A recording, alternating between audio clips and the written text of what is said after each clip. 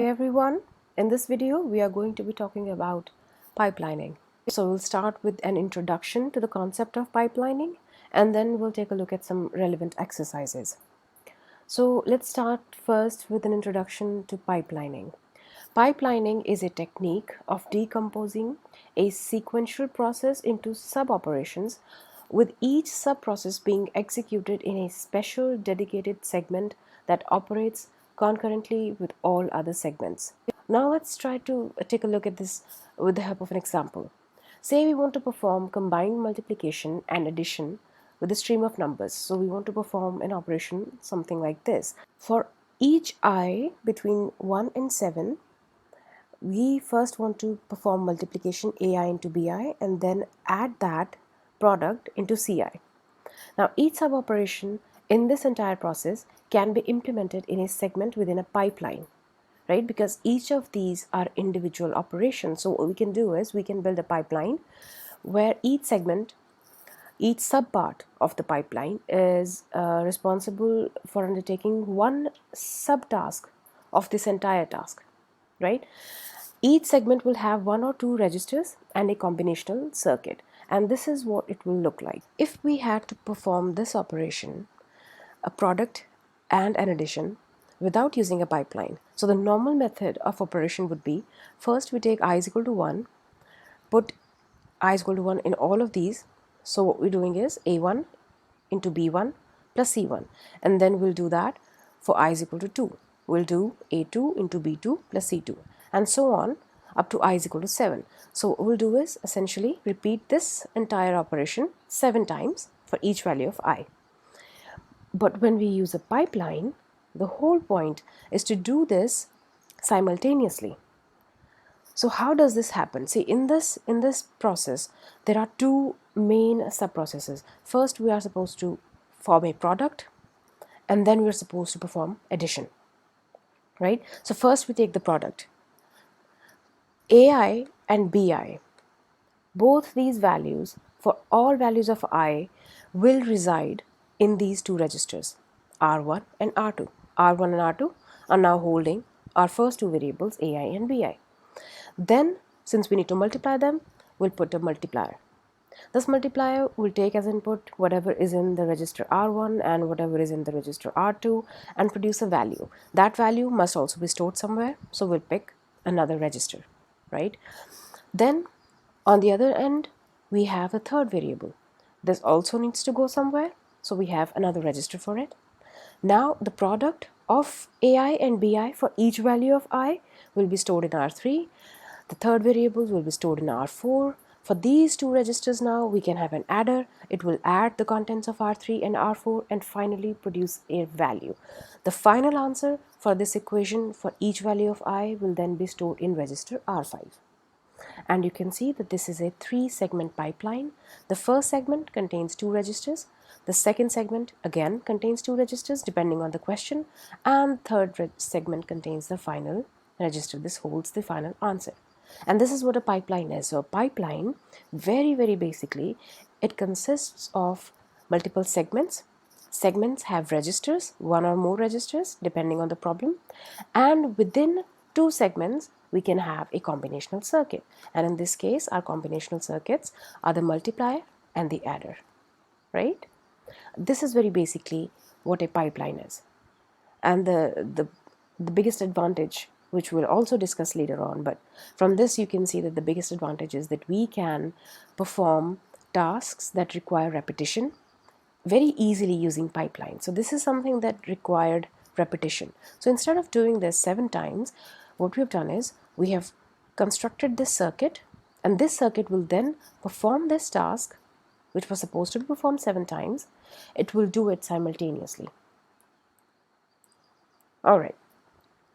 Let's go into a bit more detail now how it actually works. See, R1 to R5 are the registers that receive the new data with every clock pulse. Again, remember, since we're talking about registers, their entire operation, the moving in of the data, the moving out of the data, is controlled by clock pulses. All right. Multiplier and adder are the combinational circuits. We have already gone through this. The sub-operations are important now. What sub-operations are being performed in each of the 3 segments of this pipeline? First, you can see A1 and AI and BI for each value of I from 1 to 7 go into R1 and R2. R1 and R2 are then multiplied using this multiplier. The result is stored in R3, and at the same time you can see in this segment R4 is also receiving whatever input it was supposed to receive. And finally, the contents of R3 are added with the contents of R4, so we can execute the equation AI into BI plus CI. So these are the sub operations that are performed in each of the segments of this specific pipeline. We can also try to understand it using this type of table. So these are the contents of the register at each clock pulse. Now we're going to see what happens in this entire pipeline with each clock pulse. So with the passing of the first clock pulse, when the first clock pulse arises, we have segment 1 here, which contains 2 registers, segment 2, which again contains 2 registers, segment 3 has only 1 register. So when the first clock pulse arises, the first 2 registers should get their respective inputs, and they're getting their respective inputs for I is equal to 1. Segment 2 and 3 are currently not doing anything at this moment. They haven't received any data. Then with the second clock pulse, segment 1 will now receive the next input, which is again A and B, but for I is equal to 2 this time, right? And the previous contents of segment 1 will now have moved to the next segment, segment 2, and you can see that A1 and B1 have moved into segment 2 after being multiplied, because there's a multiplier between segment 1 and segment 2. R4 is also receiving C1 at the same time in this segment, right? Segment 3 again is not doing anything at the moment because it hasn't received the necessary data yet. And then clock pulse 3 comes. What happens then is the segment 1, R1 and R2 will then receive the next inputs in the line, which are A and B, but for I is equal to 3 this time. The previous inputs of registers R1 and R2, the previous contents of R1 and R2 will move on to the next segment after multiplication. This is what happens here. At the same time, in segment 2, R4 is receiving the next input, which is C2. Now segment 3 has an input, which is whatever the contents of segment 2 were. After clock pulse 3 hits, whatever the contents of segment 2 were will have undergone whatever they were supposed to undergo. In this case, this is addition, and they will move on to the next segment. And then you can see that with each passing clock pulse, new inputs are coming into the top segment, previous contents of that segment move on to the next segment, and then again with the clock pulse this cycle repeats, and so on and so forth. In the end, when we have the final input and the final output corresponding to that input, that's where the process of the entire pipeline ends. And you see all the results will then can be directly obtained from the final register, which is your output register, R5. Alright, before moving on, at this point it's important to understand that this specific pipeline that we have designed, this can only perform one operation, and that is AI into BI plus CI. That is it, because this is specifically designed to perform that operation and that operation alone. So while pipelines have this clear advantage of being able to efficiently perform repetitive tasks, only the data value changes but the actual operation remains the same. They're very good. Pipelines are very good at performing those kinds of operations. But it's important to consider that since it's expensive to set up all of this, like you're setting up the registers and then you have the multiplier and the adder, and the sequence has to be this and this only. So it's important to understand that pipelines are mostly used in circumstances where you need to perform repetitive tasks, but only one task again and again. Only then they will be efficient. Because if you're going to perform different types of tasks only 2 or 3 times, then you have to build different kinds of pipelines for each of those tasks separately. And after spending all that money and all that effort and all that resources into designing different pipelines, you're only using that like 1 or 2 times.